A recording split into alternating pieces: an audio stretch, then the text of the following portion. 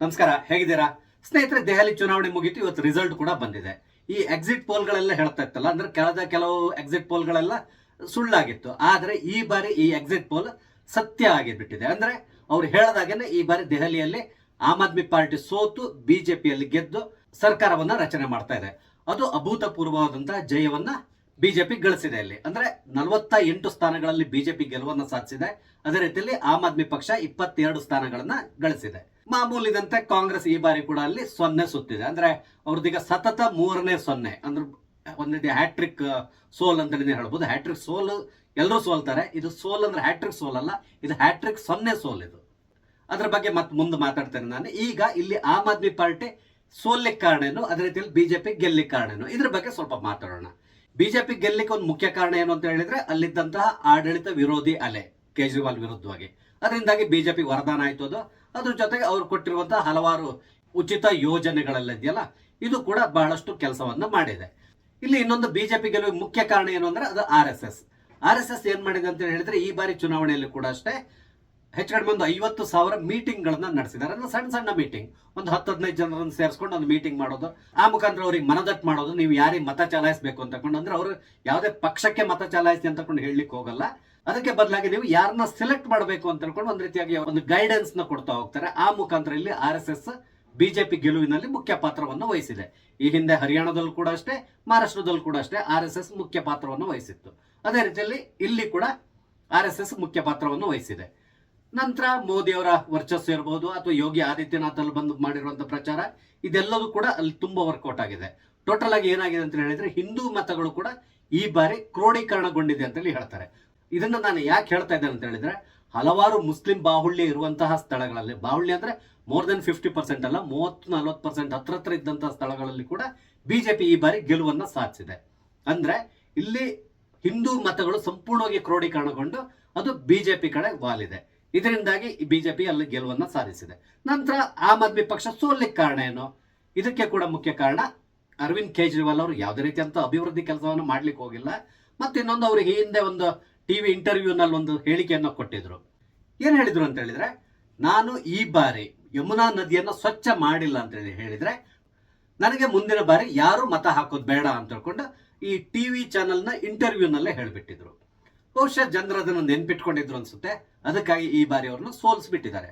ಅಂದ್ರೆ ಆ ತರ ಪಾರ್ಟಿ ಕೂಡ ಸೋತಿದೆ, ಅದ್ರ ಜೊತೆಗೆ ಕೇಜ್ರಿವಾಲ್ ಕೂಡ ಸೋತು ಸುಣ್ಣ ಆಗಿದ್ದಾರೆ. ನಂತರ ಈಗ ಪ್ರೆಸೆಂಟ್ ಮುಖ್ಯಮಂತ್ರಿ ಆಗಿರುವಂತಹ ಅತಿಶಿ ಮರ್ಲೇನಾ ಅವರು ಕೂಡ ಅಷ್ಟೇ ಬಹಳ ಕಷ್ಟಪಟ್ಟು ಗೆಲುವನ್ನು ಸಾಧಿಸಿದ್ದಾರೆ. ಕೇವಲ ಬಹುಶಃ 1,000 ಓಟಿನ ಒಳಗಡೆ ಲೀಡ್ ನಲ್ಲಿ ಅವ್ರು ಗೆದ್ದಿದ್ದಾರೆ. ಅಂದ್ರೆ ಅದು ಗೆಲುವು ಅಂತ ಹೇಳ್ಕೊಂಡು ಹೇಳ್ಕೊಳ್ಳುವ ಹಾಗೂ ಇಲ್ಲ, ಈಗ ಆ ಪರಿಸ್ಥಿತಿಯಲ್ಲಿ ಅವರಿದ್ದಾರೆ. ಅದಾದ್ಮೇಲೆ ಇವ್ರ ಜೊತೆಗಿದ್ದಂತಹ ಅತಿರಥ ಮಹಾರಥರು ಸಿಸೋಡಿಯಾ ಇರಬಹುದು ಅಥವಾ ಸತ್ಯೇಂದ್ರ ಜೈನ್, ನಂತರ ಇನ್ನೊಬ್ಬ ನಾಯಕರಾದಂತಹ ಸೋಮನಾಥ್ ಭಾರತಿ, ಇವರೆಲ್ಲರೂ ಸೋತು ಸುಣ್ಣಾಗ್ಬಿಟ್ಟಿದ್ದಾರೆ. ಒಟ್ಟಾರೆಯಾಗಿ ಹೇಳಬೇಕು ಅಂದ್ರೆ ಕೇಜ್ರಿವಾಲ್ ಅನ್ನ ಸಂಪೂರ್ಣವಾಗಿ ಅಲ್ಲಿಯ ಜನ ತಿರಸ್ಕಾರ ಮಾಡಿಬಿಟ್ಟಿದ್ದಾರೆ. ಅದ್ ಏನೇ ಇರಲಿ, ಹಾಗಾದ್ರೆ ಇವರು ಸೋಲಿಕ್ಕೆ ಮುಖ್ಯ ಕಾರಣ ಏನು? ಒಂದು, ಅಭಿವೃದ್ಧಿ ಕಾರ್ಯವನ್ನ ಮಾಡದೇ ಇರುವಂತಹದ್ದು. ಇವ್ರು ಏನ್ ತಿಳ್ಕೊಂಡಿದ್ದಾರೆ ಅಂತ ಹೇಳಿದ್ರೆ ಜನರಿಗೆ ನಾನು ಉಚಿತವಾಗಿ ಅದನ್ನು ಕೊಡ್ತೇನೆ ಇದನ್ನು ಕೊಡ್ತೇನೆ ಅಂತ ಹೇಳಿದ್ರೆ ಜನರು ನಮ್ಗೆ ಓಟ್ ಹಾಕ್ತಾರೆ, ಇಷ್ಟೇ ಮಾಡ್ಕೊಂಡಿದ್ರು ಸಾಕು ಅಂತ ಹೇಳ್ಕೊಂಡು ಅವ್ರು ತಿಳ್ಕೊಂಡಿದ್ರು. ಆದ್ರೆ ಇಲ್ಲಿ ಏನಾಯ್ತು, ಈ ಬಾರಿ ಅದು ವರ್ಕೌಟ್ ಆಗ್ಲಿಲ್ಲ. ಅದಾದ್ಮೇಲೆ ಇನ್ನೊಂದಾಗಿರುವಂತ ಕೆಲಸ, ಯಾವುದೇ ಅಭಿವೃದ್ಧಿ ಕಾರ್ಯವನ್ನು ಮಾಡಲಿಲ್ಲ. ನಂತರ ಯಮುನಾ ನದಿಯ ನೀರು, ದೆಹಲಿ ಇರೋದು ಯಮುನಾ ನದಿ ದಡದಲ್ಲಿ, ಈ ನೀರನ್ನ ಸ್ವಚ್ಛ ಮಾಡಿ ಅಲ್ಲಿಯ ಜನಕ್ಕೆ ಕುಡಿಯೋ ನೀರನ್ನ ವ್ಯವಸ್ಥೆ ಮಾಡಬೇಕಿತ್ತು. ಆದ್ರೆ ಕೇಜ್ರಿವಾಲ್ ಇದರ ಗೊಡವೆಗೆ ಹೋಗ್ಲಿಲ್ಲ.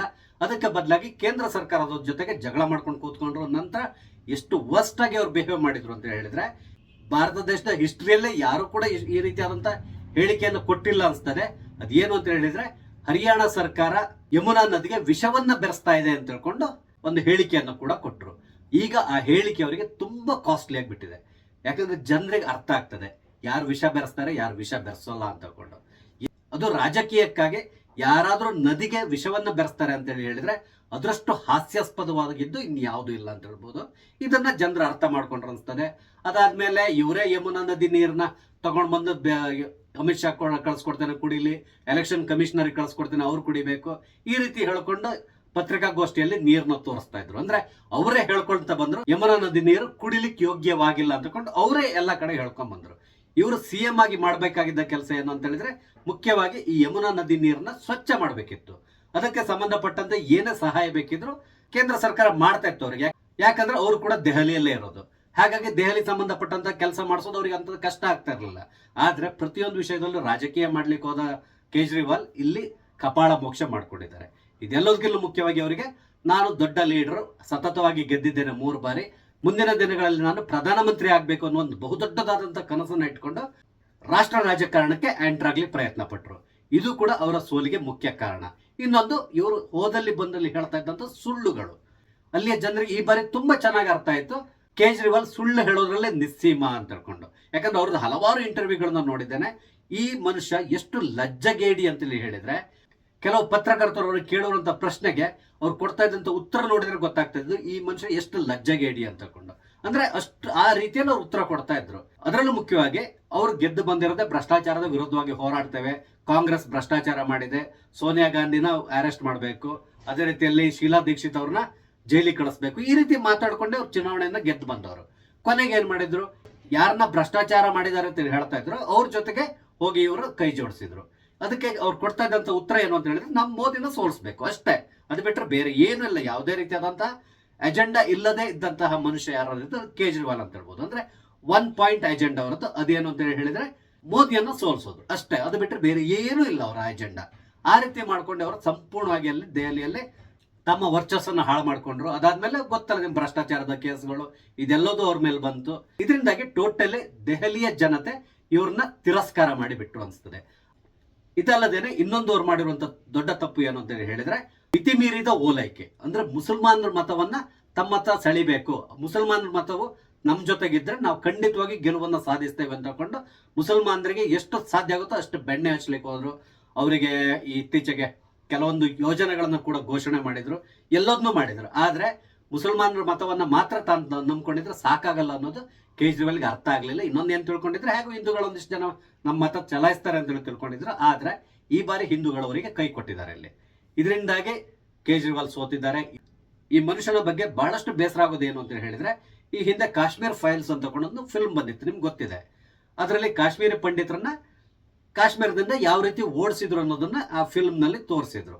ಅದನ್ನ ಕೇಂದ್ರ ಸರ್ಕಾರ, ಅಂದ್ರೆ ಬಿಜೆಪಿ ಸರ್ಕಾರ ಇರೋದ್ರಿಂದ ಈ ಫಿಲ್ಮ್ಗೆ ಬಹಳಷ್ಟು ಪಬ್ಲಿಸಿಟಿಯನ್ನು ಕೊಡ್ತಾ ಇದ್ರು, ಎಲ್ರಿಗೂ ನೋಡಿ ನೋಡಿ ಅಂತ ಹೇಳ್ಕೊಂಡು ಪ್ರೆಷರ್ ಆಗ್ತಾ ಇದ್ರು. ಇದೆಲ್ಲ ಗೊತ್ತು ನಿಮ್ಗೆ, ಅದು ರಾಜಕೀಯ ವಿಷಯ ಇರಬಹುದು. ಆದ್ರೂ ಕೂಡ ಆ ಫಿಲ್ಮ್ ಅಲ್ಲಿ ತೋರಿಸಿರುವಂತಹ ವಿಷಯಗಳು ಅತ್ಯಂತ ನೈಜವಾಗಿತ್ತು. ಅಂದ್ರೆ ಅಲ್ಲಿಯ ಜನರನ್ನು ಯಾವ ರೀತಿ ಹೇಗೆ ಓಡಿಸಿದ್ರು ಇದೆಲ್ಲದನ್ನು ಸಿನಿಮಾದಲ್ಲಿ ಆದಷ್ಟು ಚೆನ್ನಾಗಿ ತೋರಿಸಿದ್ದಾರೆ.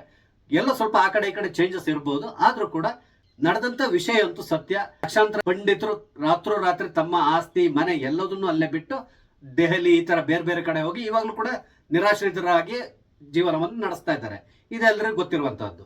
ಈ ಮೂವಿ ಬಂದ ಸಂದರ್ಭದಲ್ಲಿ ಕೇಜ್ರಿವಾಲ್ ಅಸೆಂಬ್ಲಿಯಲ್ಲಿ ನಿಂತ್ಕೊಂಡು ಒಂದು ಹೇಳಿಕೆಯನ್ನು ಕೊಟ್ಟಿದ್ರು, ಅದನ್ನ ನಾನು ನೋಡಿದ್ದೇನೆ. ಯಾಕಂದ್ರೆ ಅವ್ರನ್ನ ಇದನ್ನು ನಂಬೋದಿಲ್ಲ, ಇದೆಲ್ಲ ಸುಳ್ಳು ಅಂತ ಹೇಳ್ಕೊಂಡು ಹೇಳ್ಕೊಂಡು ಬರ್ತಾರಲ್ಲ, ಅದೇ ರೀತಿ ಅಲ್ಲಿ ಕೂಡ ನಿಂತ್ಕೊಂಡು ಅವ್ರು ಹೇಳಿದ್ರು, ಜನರ ನೋಡಿ ನೋಡಿ ನೋಡಿ ಅಂತ ಹೇಳಿ ಹೇಳ್ತಿರಲ್ಲ, ಆ ತರ ಇದ್ರೆ ಈ ಚಿತ್ರವನ್ನ ಯೂಟ್ಯೂಬ್ ನಲ್ಲಿ ಹಾಕ್ಬಿಡಿ, ಎಲ್ಲರೂ ನೋಡ್ಬಹುದಲ್ಲ ಅಂತ ಹೇಳ್ಕೊಂಡು ಕೂಡ ಹೇಳಿದ್ರು. ಅಂದ್ರೆ ಈ ಮನುಷ್ಯನ ಮನಸ್ಥಿತಿ ಯಾವ ರೀತಿ ಇದೆ ಅಂತ ಹೇಳಿದ್ರೆ, ಅಲ್ಲಿ ಈ ಪಂಡಿತರ ಮೇಲೆ ನಡೆದಿರುವಂತಹ ಅತ್ಯಾಚಾರ ಇರ್ಬೋದು ಅಥವಾ ಅವ್ರ ಮೇಲೆ ನಡೆದಿರುವಂತಹ ಎಲ್ಲಾ ದೌರ್ಜನ್ಯಗಳನ್ನ ಇವರು ಸಮರ್ಥಿಸ್ಕೊಂತ ಬಂದ್ರು. ಇದು ಕೂಡ ಅವರ ಸೋಲಿಗೆ ಒಂದು ಕಾರಣ ಅನಿಸ್ತಾರೆ ನನಗೆ. ಅಂದ್ರೆ ಇಲ್ಲಿ ಹಿಂದೂಗಳು ಸಂಪೂರ್ಣವಾಗಿ ಕೇಜ್ರಿವಾಲ್ ಅನ್ನ ರಿಜೆಕ್ಟ್ ಮಾಡಿ ಬಿಟ್ಟಿದ್ದಾರೆ. ಇದ್ರ ಜೊತೆಗೆ ಇವ್ರು ಮಾಡ್ತಾ ಇದ್ದಂತ ಪ್ರೊಪಗಂಡಗಳು, ಯಾಕಂದ್ರೆ ಬೆಳಗ್ಗೆ ಆದ್ರೆ ಕೇಂದ್ರ ಸರ್ಕಾರದ ಜೊತೆಗೆ ಇವ್ರು ಜಗಳ ಮಾಡ್ಕೊಂಡಿರ್ತಾ ಇದ್ರು. ಕೇಂದ್ರ ಸರ್ಕಾರದ ಜೊತೆಗೆ ಒಳ್ಳೆ ರೀತಿಯಲ್ಲಿ ಎದ್ಕೊಂಡು ಇವ್ರಿಗೆ ಏನ್ ಕೆಲಸ ಬೇಕೋ ಅದನ್ನ ಮಾಡಿಸೋದು ಬಿಟ್ಕೊಂಡು ಪ್ರತಿದಿನ ಬೆಳಿಗ್ಗೆಯಿಂದ ರಾತ್ರಿವರೆಗೂ ಮೋದಿಗೆ ಬೈಕೊಂಡು ಕೂತ್ಕೊಳ್ಳೋದು, ಇಲ್ಲ ಅಮಿತ್ ಶಾಗ್ ಬೈಯೋದು ಅಥವಾ ಬೇರೆ ಇನ್ಯಾರಿಗಾರು ಬೈಯೋದು, ಇದನ್ನೇ ಮಾಡ್ಕೊಂಡು ಬಂದ್ರೆ ಹೊರತು ಇವರು ಯಾವುದೇ ಕಾರಣಕ್ಕೂ ಯಾವುದೇ ಕೆಲಸವನ್ನ ಮಾಡ್ಲಿಕ್ಕೆ ಹೋಗಿಲ್ಲ. ಎಲ್ಲಾ ಕೆಲಸದಲ್ಲೂ ಕೂಡ ರಾಜಕೀಯವನ್ನ ಮಾಡ್ಲಿಕ್ಕೆ ಹೋದ್ರು. ಇದೆಲ್ಲೋದ್ರ ಜೊತೆಗೆ ತಾನು ರಾಷ್ಟ್ರೀಯ ನಾಯಕನಾಗಬೇಕು ಅನ್ನೋ ಅವರ ಹೆಬ್ಬಯಕೆ, ಇದೆಲ್ಲದು ಈ ಬಾರಿ ಕೈ ಕೊಡ್ತು. ಇದೆಲ್ಲದರಿಂದಾಗಿ ಕೇಜ್ರಿವಾಲ್ ಸೋತು ಇವತ್ತು ದೆಹಲಿಯ ಗದ್ದುಗೆಯಿಂದ ಕೆಳಗಿಳಿಯುವಂತಹ ಪರಿಸ್ಥಿತಿ ಅವ್ರಿಗೆ ಬಂದಿದೆ. ಹೀಗೆ ಹೇಳ್ಕೊಂಡು ಹೋಗೋದಾದ್ರೆ ಇನ್ನು ನೂರಾರು ಪಾಯಿಂಟ್ಸ್ ಗಳನ್ನ ನಾನು ಹೇಳ್ಬೋದು. ಈ ಕೊರೋನಾ ಸಂದರ್ಭದಲ್ಲಿ ಅವರು ಉತ್ತರಾಂಚಲ ಕಡೆಯಿಂದ ಬಂದಂತ ಜನರನ್ನ ರಾತ್ರೋರಾತ್ರಿ ಬಸ್ಗಳಲ್ಲಿ ತುಂಬಿಕೊಂಡು ಹೋಗಿ ಉತ್ತರ ಪ್ರದೇಶದ ಗಡಿಗಳಲ್ಲಿ ಬಿಟ್ಟು ಬಂದಿರುವಂತಹದ್ದು ಇದೆ. ಈ ರೀತಿ ಹೇಳ್ತಾ ಹೋದ್ರೆ ಬಹಳಷ್ಟು ಬೆಳೀತಾ ಹೋಗ್ತದೆ, ಯಾಕಂದ್ರೆ ವಿಡಿಯೋ ಲೆಂತ್ ಜಾಸ್ತಿ ಆಗ್ತದೆ ಹೊರತು ಬೇರೆ ಇವರ ಕರ್ಮಕಾಂಡಗಳು ಮುಗಿಯೋದಿಲ್ಲ. ಒಟ್ಟಾರೆಯಾಗಿ ಅಲ್ಲಿಯ ಜನತೆ ಕೇಜ್ರಿವಾಲ್ಗೆ ಸರಿಯಾದ ರೀತಿಯಲ್ಲಿ ಕಪಾಳ ಮೋಕ್ಷ ಮಾಡಿದ್ದಾರೆ. ಆದ್ರೆ ಮುಂದೆ ಬರುವಂತಹ ಸರ್ಕಾರ ಅಂದ್ರೆ ಬಿಜೆಪಿ ಸರ್ಕಾರ ಈಗ ಏನೆಲ್ಲ ಘೋಷಣೆ ಮಾಡಿದ್ದಾರೆ ಇವರು, ಅಂದ್ರೆ ಹಲವಾರು ಉಚಿತಗಳನ್ನ ಘೋಷಣೆ ಮಾಡಿದಾರಲ್ಲ, ಈ ಘೋಷಣೆಗಳನ್ನ ಯಾವ ರೀತಿ ಈಡೇರಿಸ್ತಾರೋ ಗೊತ್ತಿಲ್ಲ.